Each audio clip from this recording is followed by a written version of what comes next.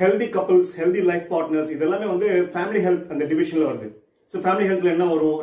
To begin with fertility, reproductive health, healthy pregnancy, பிரெக்னன்சிக்கு அப்புறம் வர காம்ப்ளிகேஷன்ஸ் இது இல்லாத அளவுக்கு ஃபிட்னஸ், அப்புறம் குழந்தைங்கள வந்ததுக்கு அப்புறம் அவங்கள வளர்க்கக்கூடிய அந்த ரெஸ்பான்சிபிலிட்டிக்குல அந்த ரெஸ்பான்சிபிலிட்டிக்கு ஒரு ஸ்பெஷலான ஹெல்த் அண்ட் ஃபிட்னஸ் தேவைப்படுது பேரண்ட்ஸ்க்கு. இந்த மாதிரி ஒரு ரெஸ்பான்சிபிலிட்டிஸ் நிறைந்த ஒரு ஜேர்னி அதை ஆரம்பிக்கிறப்போ நம்ம வந்து நம்மளோட பார்ட்னர் எவ்வளோ ஹெல்த்தியாக இருக்கணும், எவ்வளோ ஃபிட்டாக இருக்கணும் அப்படின்னு நம்ம வந்து அதுக்கு ஒரு பெஞ்ச் மார்க் நம்ம வச்சிருக்கோமா, அந்த பெஞ்ச் மார்க் நம்ம வந்து எக்ஸ்பெக்ட் பண்ணுறப்போ நம்ம அந்த பெஞ்ச் மார்க் மீட் பண்ணுற அளவுக்கு நம்ம ஃபிட்னஸ் இருக்குதா? ஹெல்தி அண்ட் ஃபிட் ஆண் பெண் இருக்காங்களா, அவங்க கல்யாணம் பண்ணிக்கிறது ரொம்ப ரொம்ப நல்லது.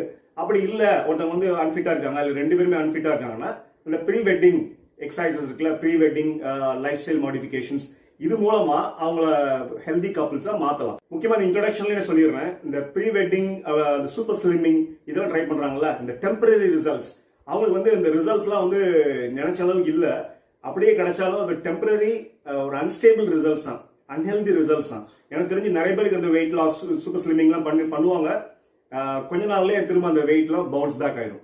மேரேஜுக்கு முன்னாடில இருந்தே நல்ல எஃபெக்டிவா எக்ஸசைஸ் எல்லாம் பண்ண அந்த கப்பிள்ஸ் எல்லாம் பார்த்திருக்கேன். அவங்களுக்குலாம் நம்ம வந்து சொல்லிக் கொடுக்க தேவையில்லை, அவங்களுக்கே தெரியும். அவங்க மேரேஜுக்கு முன்னாடி இருந்து எப்படி இருந்தாங்களோ, ஹெல்த் அண்ட் ஃபிட்டா இருந்தாங்களோ அதே கான்சியஸோட மேரேஜுக்கு அப்புறமும் இருப்பாங்க, ரெகுலரா ஒர்க் அவுட்ஸ் எல்லாம் பண்ணுவாங்க. அந்த மாதிரி கப்பிள்ஸ்லாம் நம்ம அப்ரிஷியேட் பண்ணணும்.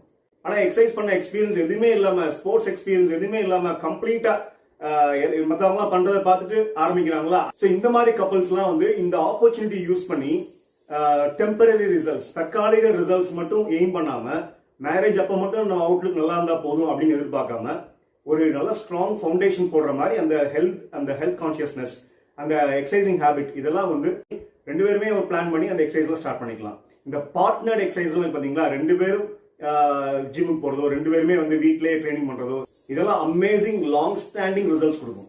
இப்போ ஃபிட்னஸ் கிளப்ஸ் எல்லாம் போய் எக்ஸசைஸ் பண்றதுக்கு வசதி இல்லை, டைம் இல்லை, வீட்ல எனக்கு இன்எக்ஸ்பென்சிவா எந்த பெரிய செலவு இல்லாம என்னெல்லாம் பண்ணிக்கலாம் அப்படின்னு நினைக்கிறவங்களுக்கு ஒரு சிம்பிள் எக்ஸசைஸ் ப்ரோக்ராம்.